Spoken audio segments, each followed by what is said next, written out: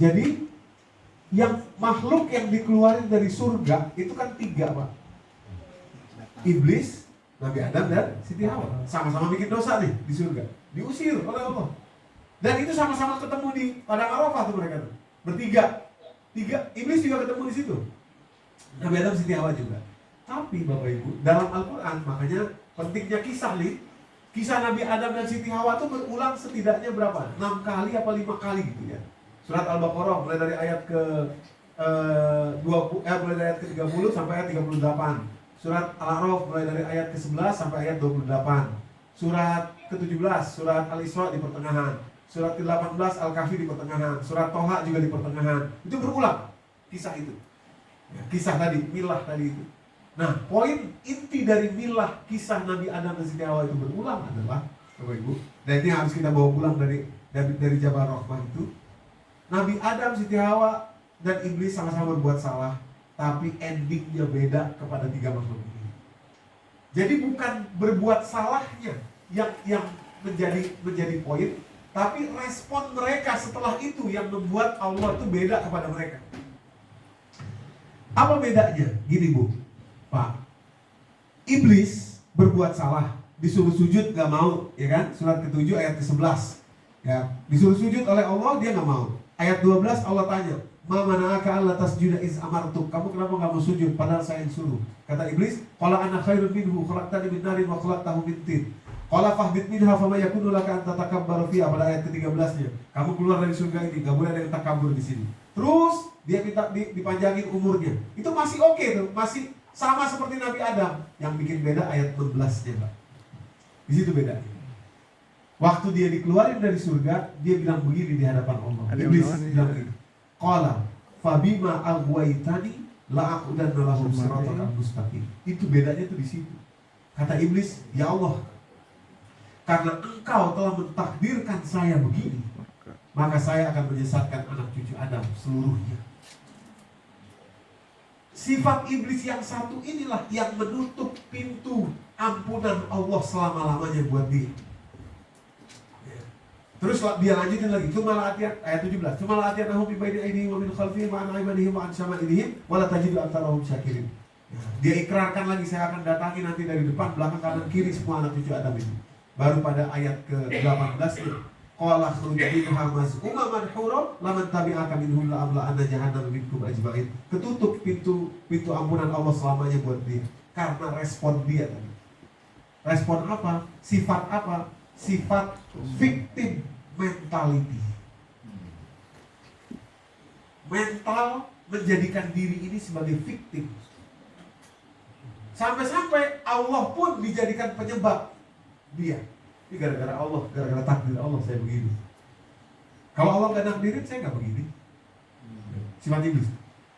Jadi maksud saya, inilah bedanya dengan Nabi Adam, Bapak Ibu. Nabi Adam berbuat kesalahan karena digoda was-was oleh setan di ayat ke-20-nya, surat ke-7 ayat 20. Fawaswasa lahuma syaitan liyubdiya lahuma ma uriyanuma min sawadihima wa qala ma nahakuma rabbukuma an hadhihi syajarah illa an takuna malakaini aw takuna minal khalidin. Yang godain Nabi Adam dan Siti Hawa setan. Kejerumus akhirnya Nabi Adam dan Siti Hawa. Dikeluarin oleh Allah dari surga, diusir juga. Bedanya adalah ketika beliau berdua diusir, beliau berdua tidak mau menjadi victim, tidak ada mental victim tadi itu. Victim mentality tidak ada. Mentalnya kesatria berdua ini. Mana dalilnya? Ayat 23-nya. Dan itu beliau ucapkan oleh para mufassir, dikatakan doa ini diucapkan di Padang Arafah.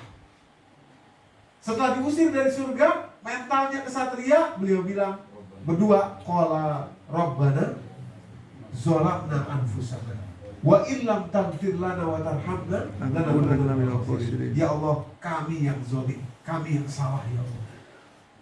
Tolong ampuni dosa kami yang lalu, tolong ajarkan kami ke masa depan supaya Engkau bisa merahmati apa yang kami lakukan ya Allah. Kalau ini tidak Engkau berikan, sungguh kami ini rugi.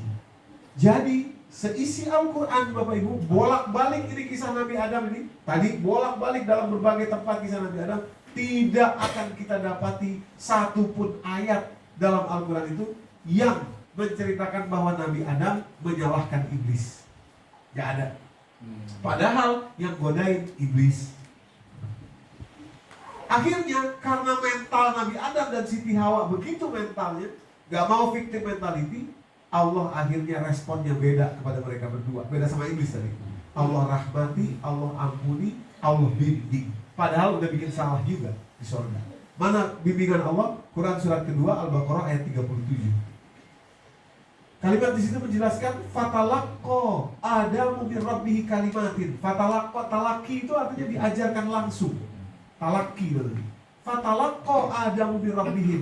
Nabi Adam diajarkan langsung oleh Allah satu kalimat, yang dengan kalimat itu Allah mengampuni dosanya, Allah merahmati beliau, Allah membimbing beliau. Padahal tadi sudah bikin salah di surga. Kenapa? Pertanyaannya gini, kenapa? Karena beliau tidak memilih menjadi victim, tidak mau menjadi victim mentality dalam hidupnya.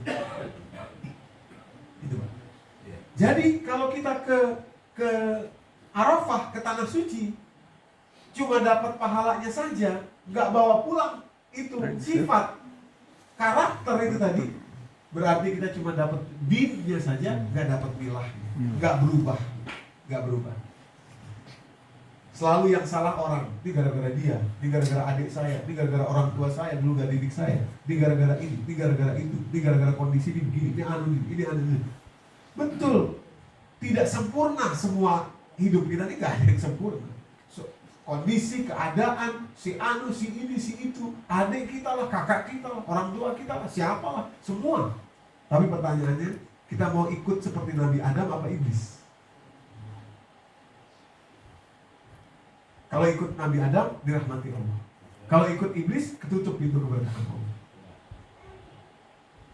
Dan itu di mana momentumnya itu? Kalau kita berangkat umroh di Arafah, harus pulang bawa itu kita. Pulang bawa itu. Itu namanya milah. Itu karakter. 75% isi Quran tuh ngajarin ini, Bapak Ibu. Ngajarin. Oke.